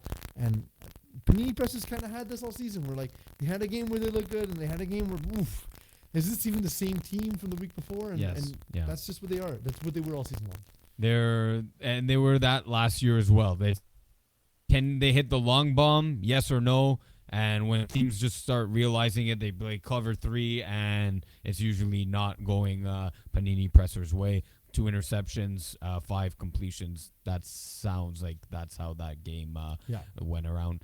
Whenever I see teams completing single-digit completions, I don't understand. It doesn't make sense to me. Because they want to go deep. Peas, when you enter this league, for you it was a way too long ago to even remember. For me, it's somewhat of a distant memory. It was black and white. Exactly. The world, not even the games, but the whole world was black and white. There was just no color. They think it's going deep and throw home touchdown passes. That's not how the game is won. They don't know to just dink and dunk. That's not a thing. It's not in their brains. My dad once in a while will hit out of the sand trap with a 3-wood, and I tell him, if pro golfers don't do it, why do you think you can do it? And if Kevin Wyeth runs all hooks and triple slants, why do you think that's too good for you? If Kevin Wyeth, the greatest we've ever seen, play this game, you're forgetting your Co-Ed 3 audience. They're like, Kevin who? Fine, Sarah Parker, Co-Ed quarterback, right, from years past. I understand. Look, this is a complicated game. You're making it more difficult for yourself. Take what's there. Exactly. What's there. Exactly. That's the thing. Yep. Any matchups here in the Co-Ed 3 quarterfinals that stick out to you? 1 and Niners, Michael Scott's Tots is fun. Yes. That's a fun game because I think of all the matchups, I don't know if 1 and Niners actually like the matchup against Michael Scott's Tots. There's a lot of intelligence, especially on the defensive side of that ball. Look, Michael Scott's Tots was within 1 score last time the 2 teams played, right?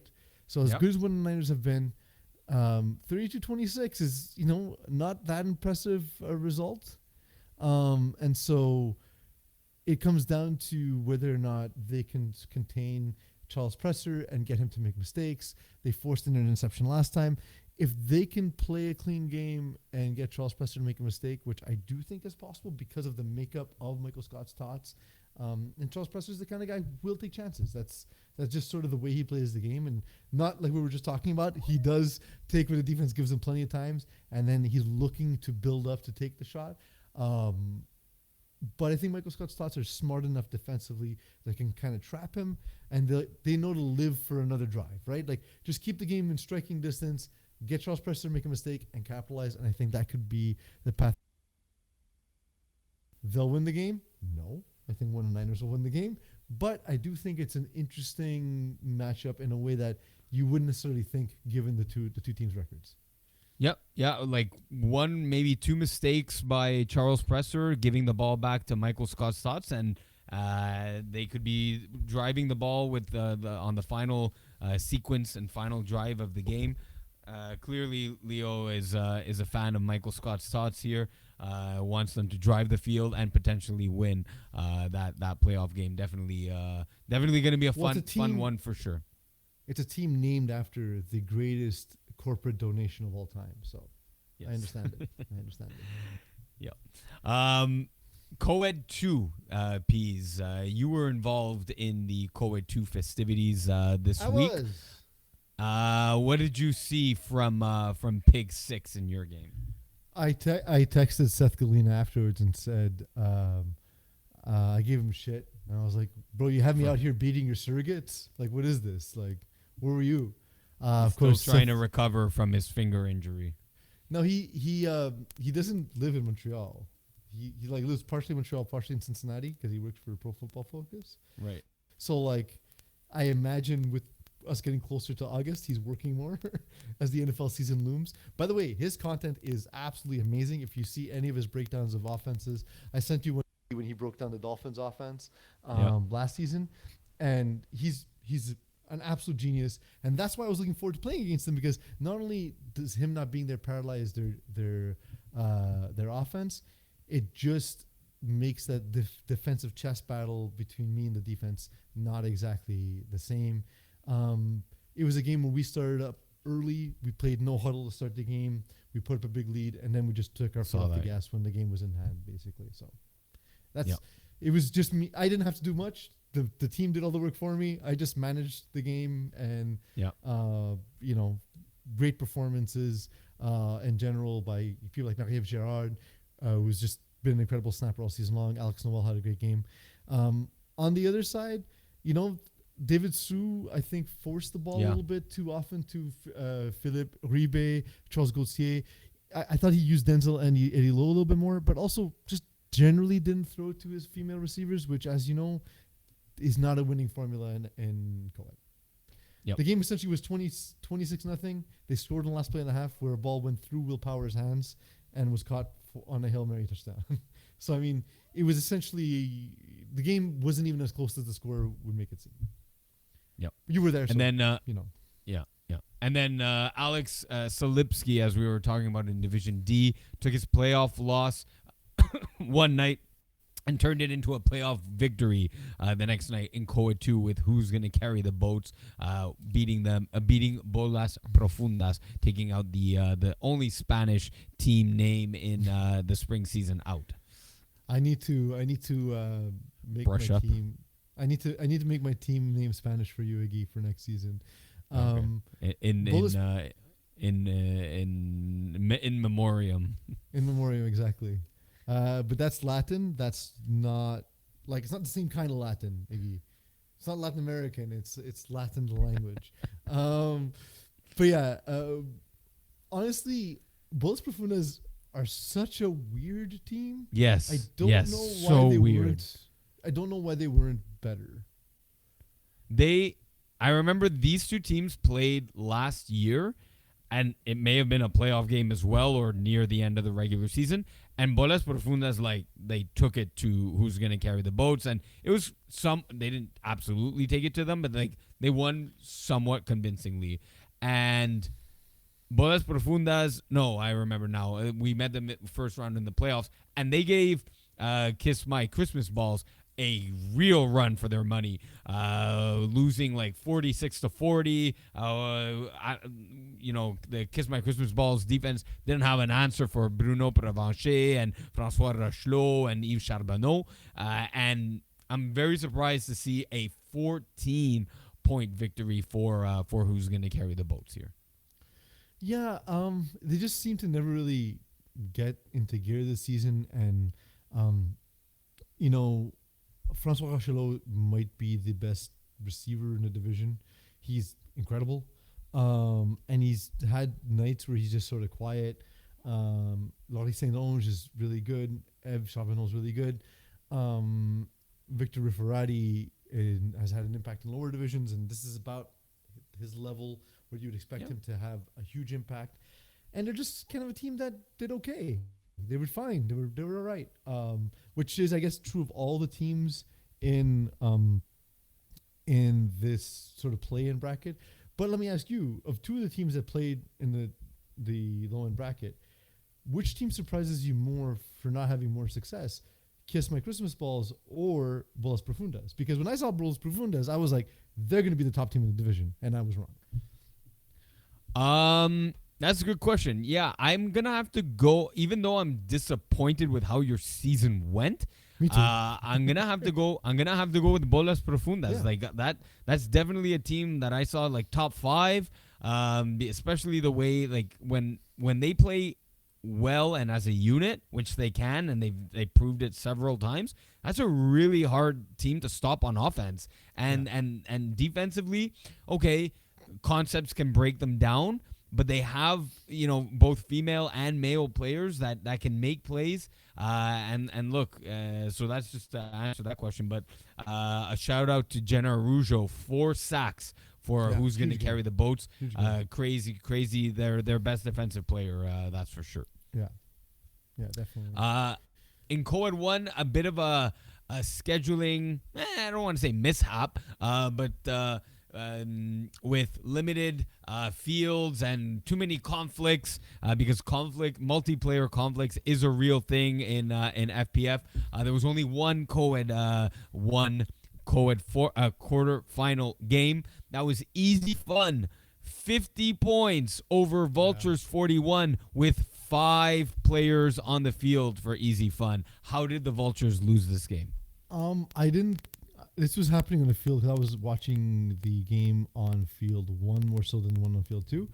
On offense, having 5 isn't that paralyzing. Right. So it's essentially you almost end up just running trips concepts, but out of base. And so Nicolas Blais was just really smart with the ball. He kind of knew his job was to protect the ball, but also be opportunistic. And that's from the parts of the game that I saw. Now, I'll get your analysis because you were actually on that side. You saw more of the game than I did, I think. No, or at least early in the game, I did see sure. over there. But I have to go pick up sushi, well, there we go. That's a good reason. and I game. have to go pick up souvlaki like in the next 5 minutes. That was too good to go. Yes. I thought so. Look at this guy. My God. It's the combination of the two foods that made me realize it was too good to go. So Ben McMahon, I saw him taking a lot of unnecessary kill shots. There was one down the left sideline to Gigi Kabio Obante, and it was just like, dude, run all hooks all game. Yeah, They know, literally can't know. cover it.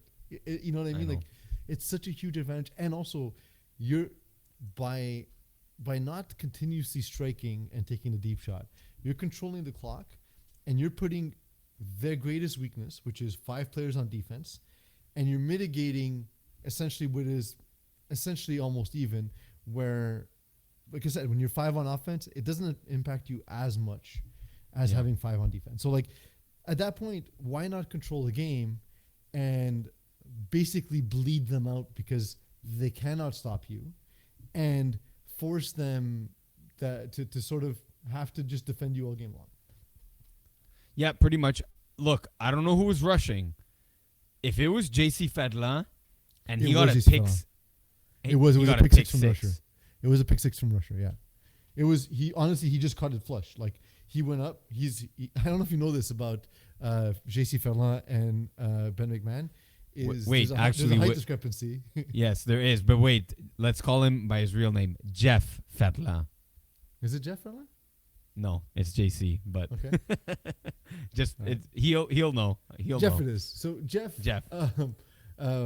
He basically got there, broke down, sort of read Ben's eyes, and flashed his hands up, caught it, and brought it to the house. He does that. And he does. He had that. all of the momentum going forward. And again, the height discrepancy between Ben McMahon and JC Ferland is massive, right? So like, Yeah. it's hard to throw over the middle of the field when you're a shorter quarterback against a taller rusher, and that's what that was. Yeah, and he tends to do that. He will read a play, read the eyes, kind of shade off to one side, and his range and his extension is huge already. Like you're mentioning, just the height mismatch, just standing side by side, then lift his arms up as well. His extension is great. So yeah, he's a tricky rusher to go up against, and my God, at pick six, he's stop. My God, stop. Come on, Leo. It's been like 30 minutes of this. So yeah, that was the difference in the game. It Honestly, ultimately came down to that. The thing too is one of the things that Ben McMahon's who's absolutely incredible. One of the issues he has, I find, is he tends to stare not to his receiver, but stare down to the spot that he's going to throw. Like he stares the window down, and that I think allowed Ferland to sort of read, get into position, and jump the concept. It's something that I did a lot early on, and when I'm not playing well, it's a habit I fall back on.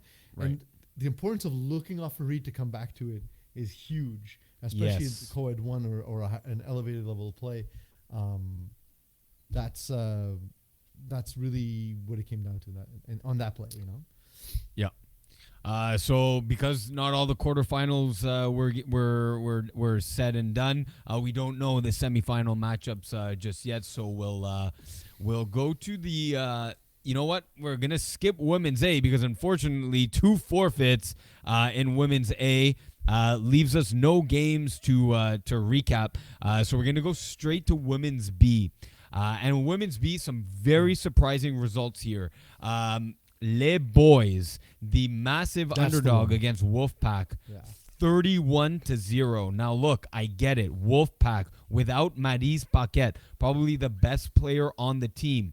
It's a huge loss for them, but to not score any points when you still have Marielle Paradis and Karianne Auger, Christelle Zou, Marie Fournier. Man, Camille Dumas just had her worst performance of the season at the wrong time because she is one of those top quarterbacks in women's B. It was more than the score, more than the result. Her performance is to me the most shocking thing. If you'd have told me, hey, Les Boys win in a blowout, I never imagined Camille Dumas doesn't score. I never imagined she throws 4 interceptions. I never imagined she has trouble moving the ball. I would imagine, okay, maybe deflected pass in the red zone gets taken back to the house. The game doesn't really go their way. They just can't stop Les Boys' offense. But here it was honestly just exceptional performance by Caroline Marquin-Joubert and horrifically off game by Camille Dumas. Like, that's so far below her level that it's you. If you had given me till the rest of the time to guess what happened in that game, I wouldn't guess that was the reason why. Yeah, and honestly, the defense for Les Boys came to play. 2 interceptions from Brigitte Lagagnère and Marie-Lou Jalina, each again with 2 interceptions. A lot of passes batted down, leaving, it happens in 5v5 format, leading into 3rd and 4th and long situations that they just couldn't convert. And then I saw this play, a nice run, 26-yard running TD from Anne-Frédérique No. Just the inability. It was kind of late in the game, kind of the last nail in the coffin, so already it was a defeated Wolfpack. The tackling wasn't on point, and just kind of summarized the game, I think, in a nutshell there for Wolfpack. The other game, we had an overtime victory from Les Hiboux versus Le Petit Miette, 16-14. Le Petit Miette are that pesky team that, because Ibu should have been a big favorite here in this game. And Les Petits Miettes are that pesky team that can score when they need to, can get. They're a team that's more aggressive on the defensive side of the ball with players like Melisande Gertin, Rachel Shea, even Erica Roussel. That's an interesting matchup because Erica Roussel, usually a player for Ibu. So maybe that led to a bit of a tighter game, knowing that playbook on the Ibu side of the offensive game and extending some knowledge into Les Petits Miettes. But what did you see overall from this game, Pease? Well, you point out Rachel Shea. I think she's one of the more well-rounded, versatile defenders in women's division, and a lot of times what it is their style play is play aggressive, create turnovers, and put Morgan Cosmano Valois in position where she's going to punch it in an opportunistic moment. It's kind of like a soccer team that has like a counter striking style. That's kind of what you expect from PT Miette, because again they're infuriating when you play when they play, because you're like, okay, we're better, we should run the table on these guys, these folks, and they never seem to get blown out. They're always in the game for that reason. They're very smart and opportunistic, and it came down to essentially the converts in the overtime with Lehibu getting the 2-pointer, getting 2 1-pointers and unable to get the 2-pointer at the end was Morgan Cosmano Valois. So like in a sense, it was set up for her to be able to have that moment in overtime, and they just Hibu held strong and had sort of the toughness to be able to make sure that wouldn't be sort of the script for this game. Insane game from Chloe Beaulieu, 8 catches, 10 targets, just continuously helping move the ball. And like, who knows how many of those catches are for first downs, right? Because I know it's the one touchdown, Exactly, but I feel as though that's the kind of stat line where you're helping your offense just stay on the field and move forward. All of them. And move forward. Yeah. And it's it really, we often talk about people having a great game when they make like 3 catches and 2 touchdowns. This is a different kind of game where you're just a consistent target, helping your offense stay alive and stay on the field. And really huge game from her in that regard.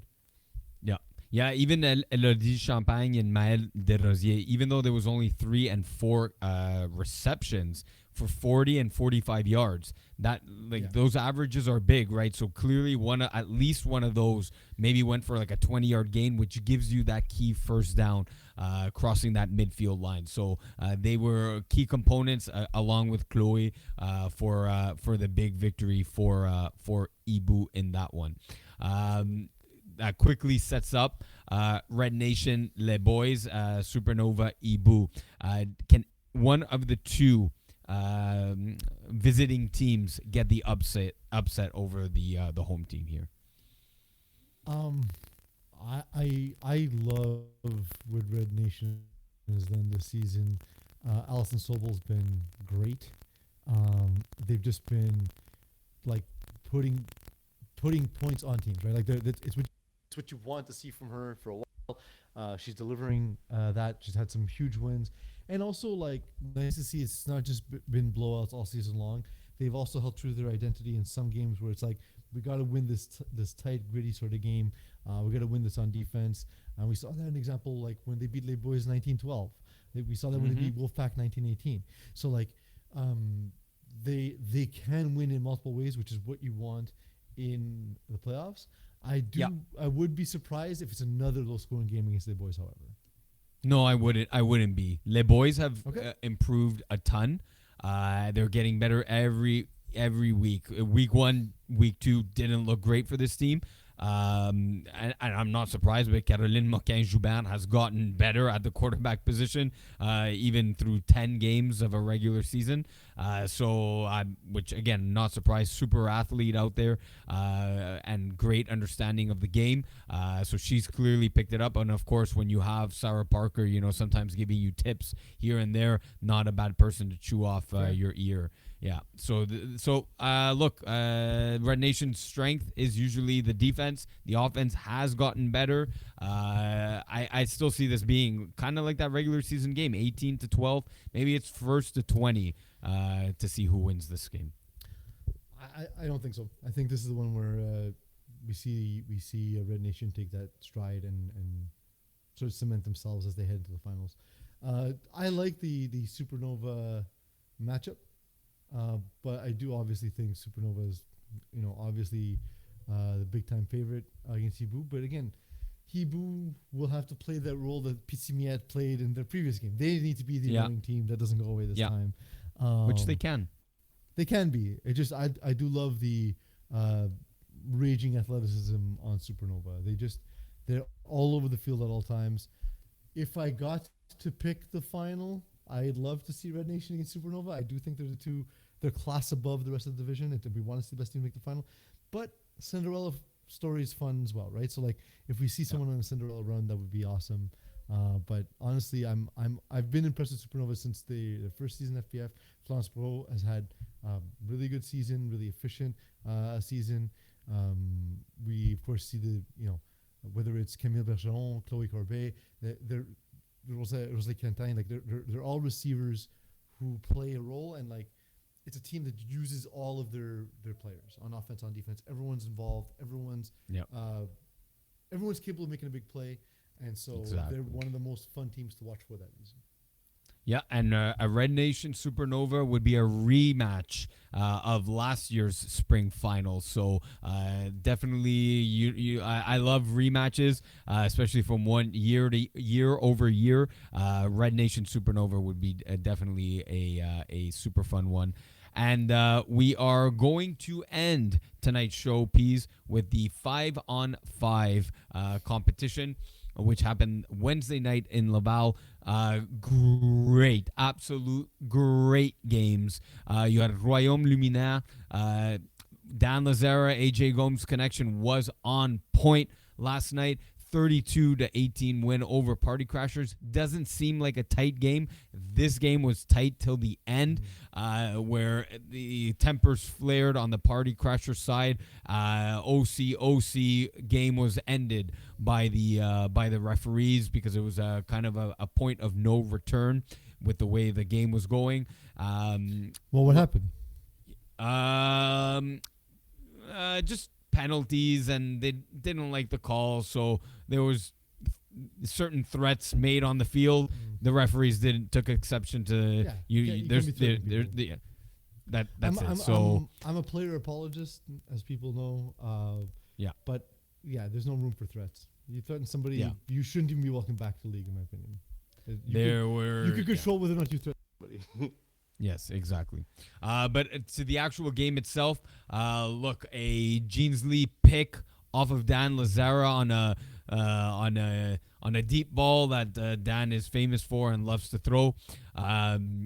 Kind of turned the tides for Party Crashers for a chance for them to get back into the game, but Fred Dubry unable to punch it in from about 12 yards out on 4 attempts was really the final nail in the coffin for Party Crashers. The Royaume Luminaire defense, huge pat downs and PDs from Quasi, AJ, Jesse Dupuis that really stopped Party Crashers from punching it into the end zone, because for 206 yards, Fred was moving the ball, just unable to get scores and punched in. Are you surprised that Jamesons were able to hold on to a 44-38 win over Diamond Bougie, despite the fact that Jeff Rosenblatt threw 3 interceptions? No, I'm not surprised, because that is not how the game was. The Diamond Bougie was up 14 points for a long time in this game, and you could start to see Jeff Rosenblatt kind of like, oh no, not again. Like, what is happening? It was blessed one night, and now these like 18, 20-year-old kids like coming out like giving my team really a run for their money. They were up 6, up 14. Diamond Bougie was in control of this game for large parts of this game. And when Diamond Bougie got sacked on the first play of the second half, giving the ball two critical points for Jameson's at the time to make it a 1-possession game, making it a 10-score game to an 8-score game. Diamond, what did Jeff Rosenblatt do? I think on the next play, or if not the next one, the second play after, throws an interception to Manuel Larroy. Very familiar with him. So they traded possessions there. Diamond Bougie in control, but they in the 5v5 game, a 2-possession lead is even less safe than it is. Not even forget about the onside kick. It's less safe because you can only kill 8 plays or consume 8 plays which is like really the equivalent of like 3.5 minutes. Mm-hmm. So it's a lot quicker to come back in the 5v5 game, get stops. It's exactly what the Jamesons did late in this game. Got 2 critical stops back to back and scored on one drive. Again, second drive, they were able to get the stop. And then on that last drive for the Jamesons, able to punch it in. Adam Rosen with a clutch grab, leaving Diamond Bougie, 38 seconds with the pro clock and all, filmed live by yours truly. They were unable to punch in, though they had the better chances, in my opinion, Diamond Bougie on their side of the half. With 2 long bombs, one to Nathan Desjardins / Marvin Steinberg, and then Marvin Steinberg. I said it was a wheel route. It was actually a stop and go route after watching it. Crazy back and forth game. Nice comeback by the Jamesons, but Diamond Bougie should be proud, and they were at the end of how they fared season against the top dogs.